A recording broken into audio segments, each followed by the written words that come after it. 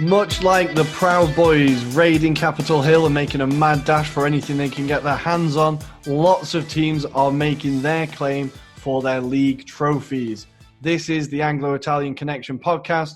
I'm Rory Criscuolo. You can follow us on Twitter at ItalianAngloPod. And I'm Tommaso Dami, and you can find us on Instagram at Anglo-Italian Pod. Happy New Year, everybody. Happy New Year. Woo! How are you doing, man? Yeah, I'm good. Arsenal have got 3 wins in a row. Things are starting to look a bit rosier. FA Cup weekend coming up. That's always exciting. A few giant killings, hopefully. How are you doing, Tommy? I'm doing well. I mean, I'm not so happy with Inter losing to Sampdoria, but at the same time, I don't know. 2021, I'm feeling positive. It's not the end of the world. It's the first loss after 8 wins. It's the first loss after 8 consecutive wins. But what I'm the most excited about is all the things that are coming up on our very podcast. So we don't want to spoil anything, but just set February 1st on your calendar. Mark it, because a lot of exciting things are coming up on our pod. Right, Rory? Yeah, I think we've had a few brainwaves. There's some cool projects growing. There's some cool ideas coming. And hopefully you'll be there with us on February the 1st to see it all kick off and go from there. And once again, if we have thoroughly discussed about 2021 for our pod, is also thanks to you listeners. We wouldn't be discussing about how to expand our reach if we didn't have anybody listening to us. And so, listeners, thank you very much. But without no further ado, it's time to start our pod with the quiz. Correct, Rory? We're going straight into the quiz, and there might be a theme to this quiz. We'll see if anybody can quickly guess what the theme is.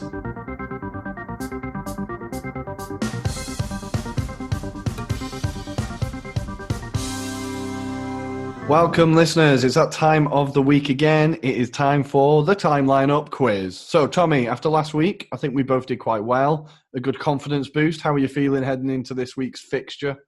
First quiz of 2021. I cannot get out with an L. I need a W, and I'm ready. I'm fired up, ready to go. Hopefully you get a big L. But seeming as Pochettino has been in the news this week, all the events in football history I've chosen are linked to the big man himself or teams or clubs that he has represented or managed. So, Tommy, listeners, do you have a pen and paper ready? I have a pen and paper. I decided that in 2021, I'm going to give more power to paper. I feel like let's go old school. Let's go back analog. Yeah, right? Analog, big time. Back to the analog. So, the first event that I'm going to say is Tottenham win their last trophy. So the last major trophy, not a friendly tournament that they celebrated, but their last major trophy that they won. What year was that? Okay, got it. Messi makes his debut for Argentina. I like this question. Yeah. Number 3, Poch joins PSG as a player. Okay. And finally, England beat an Argentina team featuring Pochettino 1-0. All right. Was it can I ask if it was in an official tournament or was it a friendly match? It was in an official tournament. All right. 4 Pochettino-related events. I like it. I will have to give it a thought. So, as the listeners know, we have to put the 4 events in the correct order and then try and guess one of the lineups of the 2 teams playing in one of the games that Rory has mentioned. I have to give it a thought because none of these 4 events, I know exactly where to put I think they're all quite vague. None of them are massively iconic. So sorry, guys, it might be a bit too difficult, but I think that Messi debuted for the Argentina squad when he was very young, probably 17 or 18. But you would imagine so, right? You would imagine so. I would think so, but I'm not 100% sure. So good thing that I got some time to think about it. Okay, so before we go on to the next part of the show, I'm just going to quickly run through the events one more time for the listeners. Please do. We have Tottenham win their last major trophy. Messi makes his debut for Argentina. Pochettino joins PSG as a player. And England beat Argentina 1-0 in a team featuring Pochettino in a major tournament. They are the 4 events. Good luck. Godspeed. We'll see you at the end of the show. We'll see you at the end of the show. And now it's time for our Euro review.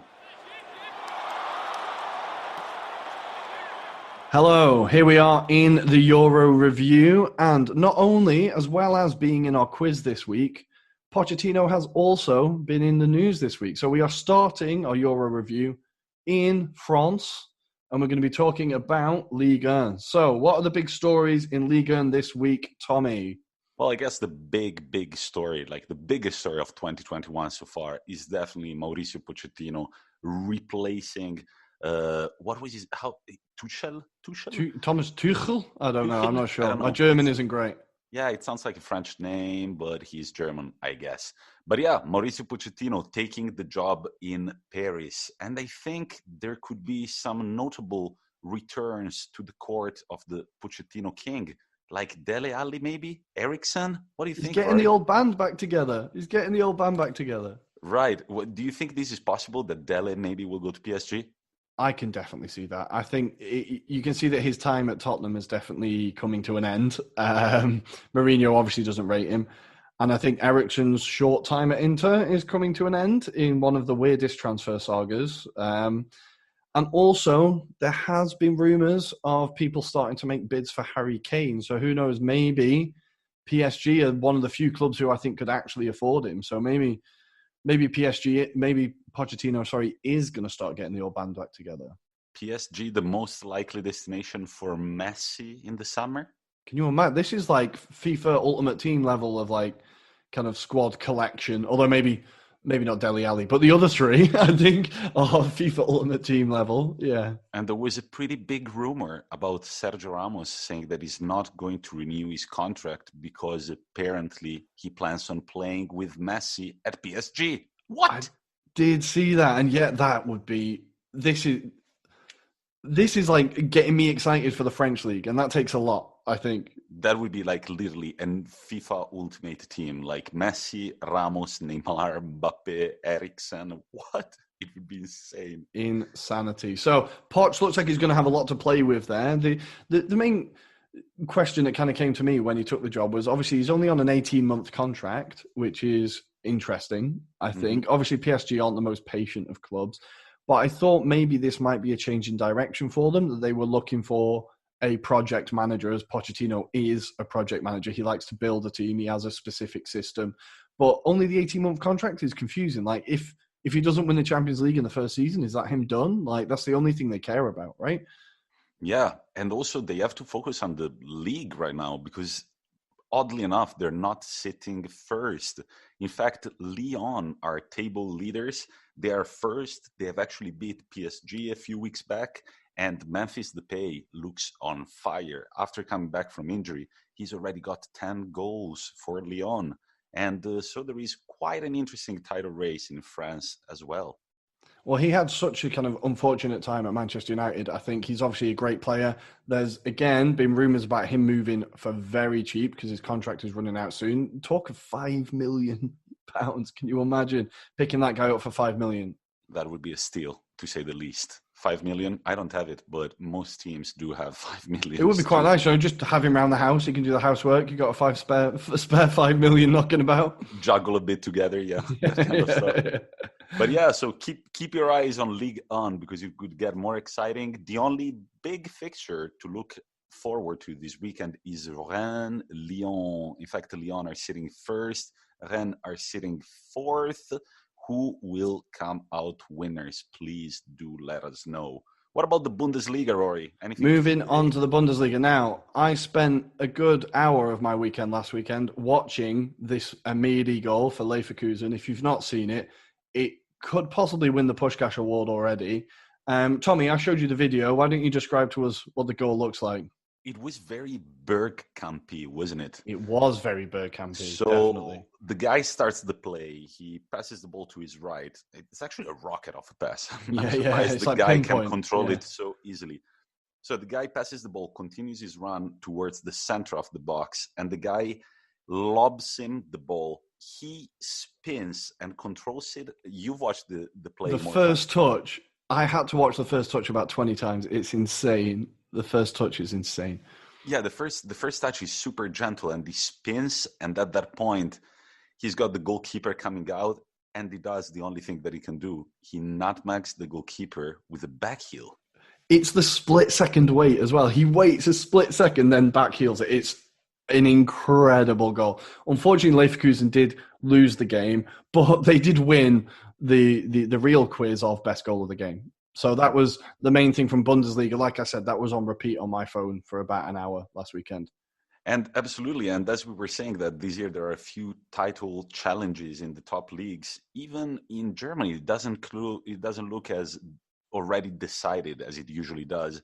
In fact, well, Dortmund are 8 points off the top, but Leipzig are only 2 points below, and Leverkusen are only 5 points below, which makes these weekends Leipzig Dortmund a very exciting game. Correct, Rory? Yeah, well, exactly. Like by this time last year, Bayern Munich had already had the title sealed, basically. So it's good to see. Okay, Bayern will probably go on and win it, but it's good to see there's still a bit of competition there. Dortmund suddenly not looking such a fun place to be. It all kind of turned sour quickly there, but hopefully the teams can keep pushing for the rest of the season. Bayern versus Mönchengladbach this weekend is going to be an exciting one. I think that's a good game to keep your eye on. And of course, Leipzig Dortmund. So finally, moving on to our third of the other leagues, we have Spain. We're off to La Liga, where I'm very happy to say Atletico are 2 points clear at the top of the table with 2 games in hand. Vamos Colchoneros, let's go. And guess who has already got 9 goals and 2 assists in 12 games? That's Luis Suarez for you. Do you think he's on a mission? I think he's got fire in his belly, as they say. After Barcelona let him go, you could tell he was like, I'm coming for that title. I'm making sure you don't win it. And I would love to see him lift the title with Atletico. I think we talked about it before. He's a very Atletico player. He suits that kind of team, the personality. I know not everybody likes him, but what a player. And to win any league with 2 different teams is a very impressive feat. So if he could do that, that's incredible. Go Colchoneros. Any fixture to look forward to this weekend in Spain, Rory? This weekend, We've got I didn't have any particularly exciting ones. I wanted to talk quickly about Alaba potentially going to Real Madrid on a free transfer. It seems like it's basically confirmed. And we wanted to talk about Messi and Pedri, this new partnership that seems to be forming for Barcelona. There's been quotes saying that they are connected by Wi-Fi, apparently. Well, last night there was a beautiful backheel pass from Pedri to Messi, a brace by Messi. It looks like there is a new partnership up top, but unfortunately, I don't think that Lionel Messi intends on staying too long. The one fixture that I actually wrote down to look forward to this weekend is Real Sociedad Sevilla. Real Sociedad, after a great start to the season, they are not doing that well right now. And I feel like this game could be the highlight of the Spanish weekend. But I guess it's time for our leagues of expertise, Rory, isn't it? So expertise, yes. Yeah, expertise, right. Definitely. Right. So we're going to start from the Premier League, and then we're going to move on to Serie A. Rory, can you summarize everything that has happened since Jesus Christ's birthday up to today? Yeah, it feels like a lifetime ago, but we're going to look at last weekend's fixtures, and we're going to start at the bottom. And of course, that takes us to one place, a lovely little city in Yorkshire, and it takes us to Sheffield. Sheffield United still are searching for their first win of the season, and they faced a Palace who are very inconsistent, but a very accomplished team. And Palace made Sheffield United look very, very pedestrian. There was very little threat from the Blades at any point. They even resorted to bringing on a 16-year-old striker towards the end for his debut as like some kind of energy or dynamism up front. It didn't quite work, but the headline of the game was Ebere Eze. Now, not to blow my own trumpet, I did say in our first pod, I think, that he was someone to keep an eye on this season. He's been in and out of the team, but he stole the show this weekend. Feels like a lifetime ago that we were sitting here at my place watching Eze play and getting ready to record our first episode. Yeah, and it's